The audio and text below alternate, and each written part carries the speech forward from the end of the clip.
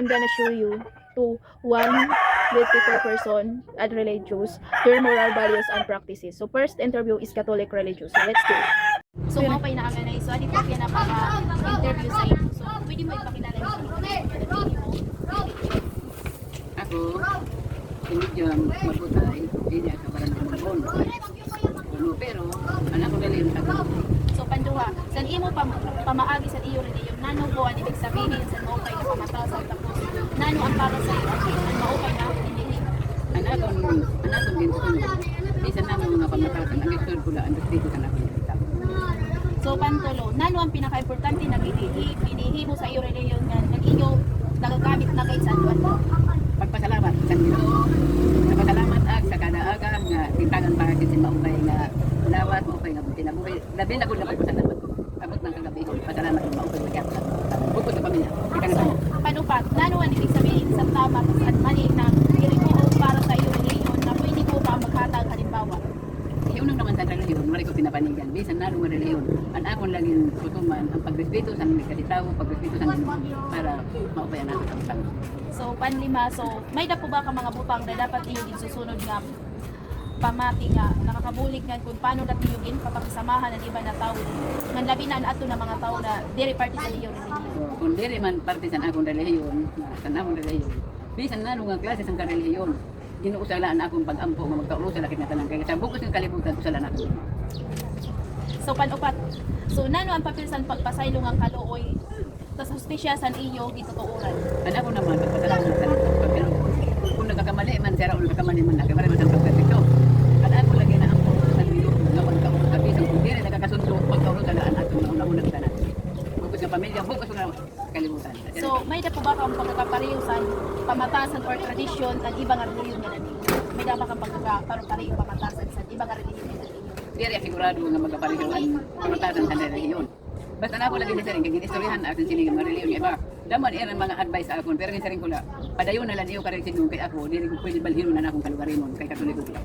So may dapo ba ka mga naagian na mga panghitabo na kundi may nakaupod ka or may nakaistorya ka nga tawo tikang sa iba na reliyon na pamati kung inilistingan ka la sa kimo paupod nga sa iba nga tawo. So gipapana mo ini. So nano ini mo Damo, mga oras na gindi. damo talaga nagpagkadabay sino sa akon. Tulad sa akon ipangidaro niya na 71 na. Damo ang mga pagsubok ng ginagian sa akon sa kinabuhi. Pero diri ko sa rin kontra, di ko sa kinakalaban kay maaram nakapula kang Ginoo nga. Siya gud lang makasin sa akon kinabuhi. Kailan maaram.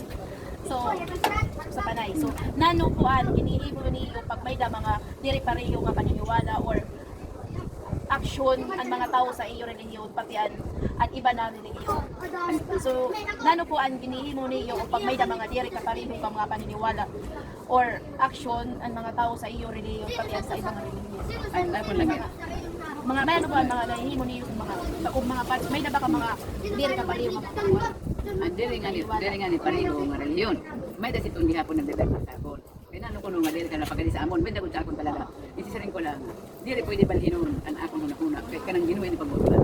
Nano nga nag-iyo yan ang kupatungdan, di mo naglalagdalagot sa iyo. Pasag sila sa natin. Kaya ako lang ang Ginoo, kaya lang harap.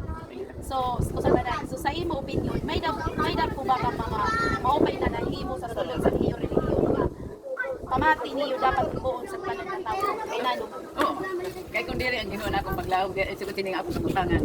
Kung diri natapos ang Ginoo, siguro ang pagkagmaran ko na akong pero yan na. Bukod na akong pagtuos ang Ginoo. Solve pa na akong problema. Kaya yung mga ginaabakan ngayon. So sa Pareklamo sa diba? So natuod ka may da ka mga pamatasan or maupay nga irimoon na na-apply sa iyo at parang nga tao bisan pa kun ang relihiyon bisan ang iba ang relihiyon kun oo o nano ang pamatasan or ni-remote tas kun pamati dat niyo iba na. Anak ko nabatian ng mga reliyon at itong damo ko ng mga pagsubok. Nagbibirwal sa anak ko noon. Pero bisan na noon nila ang pagdadal na talagang pagsubok di ko din nalantaw na nila kang marinon. Basta na akong ginatindala na akong pagtuos ang Ginoo.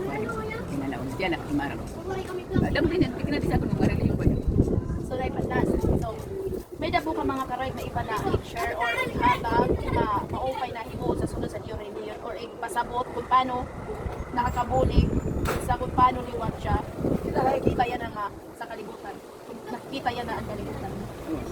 So may dapat mga karoy na iba na i-share or i-hatag na maupay na himo sa sunod sa iyo reliyon or ipasabot kung paano nakakabulig sa kung paano niya nakikita yan sa Yan na, maaram lang ka na reliyon.